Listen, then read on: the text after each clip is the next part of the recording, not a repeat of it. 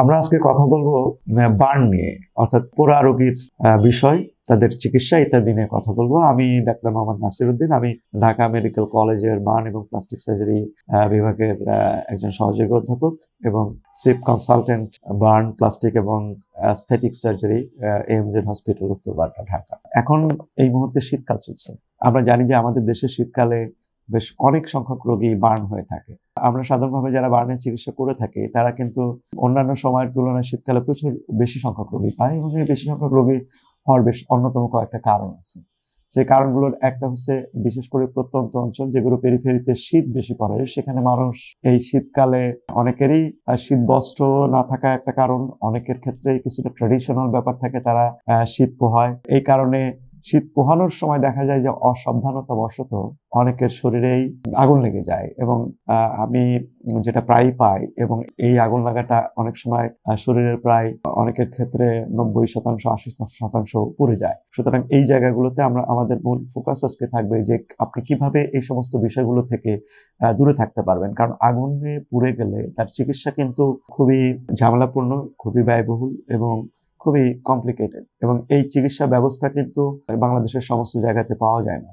খুব কম সংখ্যক সেন্টারে এবং কম সংখ্যক চিকিৎসক আছে যারা বার্নের চিকিৎসা করতে পারে। সুতরাং আমাদের মূল ফোকাস থাকবে যে আপনারা এই বার্ন যাতে বা পুড়ে যাতে না যান বিভিন্নভাবে, এই বিষয়টা গুরুত্ব। কি ভাবে মানুষ দগ্ধ হতে পারে, সে দগ্ধ হওয়ার অন্যতম উপায় আমি প্রথমে যেটা বললাম, যে শরীরে যদি সরাসরি আগুন লেগে যায়, সেটা রান্নাঘরে গিয়ে হতে পারে, সেটা আগুন পোহাতে গিয়ে হতে পারে, সেটা ইলেকট্রিসিটি স্পার্ক করে সেখান থেকে গায়ে আগুন লাগতে পারে।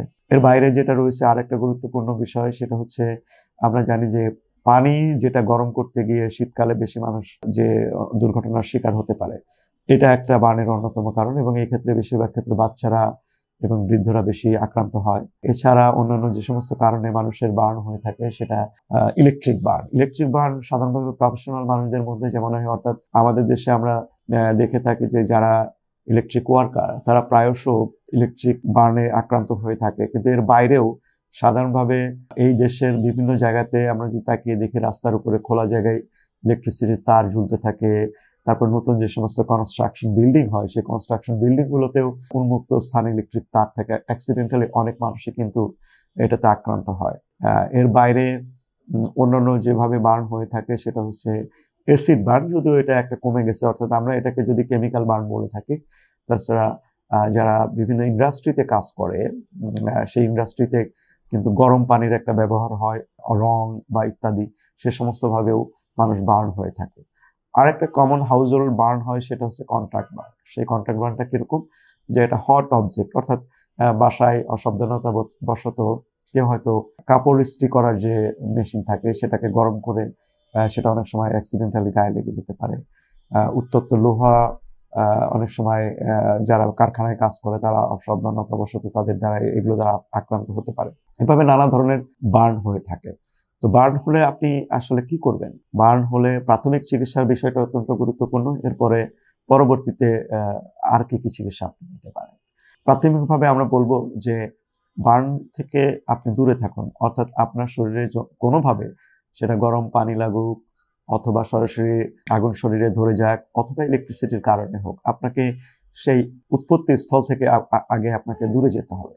অর্থাৎ আপনার শরীরে যদি কোনো কারণে আগুন লেগে যায়, তাহলে আপনি কি করবেন? শরীর থেকে কাপড়টাকে ফেলে দেওয়ার চেষ্টা করবেন। তারপরে সেটাও যদি সম্ভব না হয়, তাহলে আপনি অন্যান্য কিছু দিয়ে আপনি ঢেকে দিয়ে আগুনটাকে নিভিয়ে দিতে পারেন। কারণ আমরা জানি যে অক্সিজেন ছাড়া কিন্তু আগুন জ্বলতে পারে না, অর্থাৎ সেখানে যদি অক্সিজেনের পরিমাণটা কমাই দেওয়া যায়, তাহলে এটা আগুন নিভে যাবে অটোমেটিক্যালি। অথবা আপনি কিছু না থাকলে আপনি জাস্ট সাথে সাথে শুয়ে পড়বেন, শুয়ে পড়ে গড়াগড়ি দিলে কিন্তু আপনার আগুনটা নিভে যায়। অর্থাৎ আগুনে পোড়া রোগীদের ক্ষেত্রে মূল যে বিষয়টা, আপনার শরীরের সংস্পর্শে, ত্বকের সংস্পর্শে যত বেশি সময় ধরে এই তাপটা থাকবে, আপনার তত বেশি আপনার চামড়া বা ত্বক পুড়ে যাবে, এবং যত বেশি পূর্বে তত বেশি এটার ক্ষতিকর দিকটা তত বেশি। এটা করলেন, তারপরে আগুনটা নিভে গেল, অথবা গরম পানি আপনি গরম পানি দিয়ে আপনার শরীরে গরম পানি পড়ে গেল, তাহলে এই গরম পানির ইফেক্টটা কিন্তু শরীরে যতক্ষণ থাকবে, সংস্পর্শে যতক্ষণ থাকবে, ততক্ষণ কিন্তু এটা আস্তে আস্তে আপনার ত্বককে আরো বেশি পুড়িয়ে দেবে।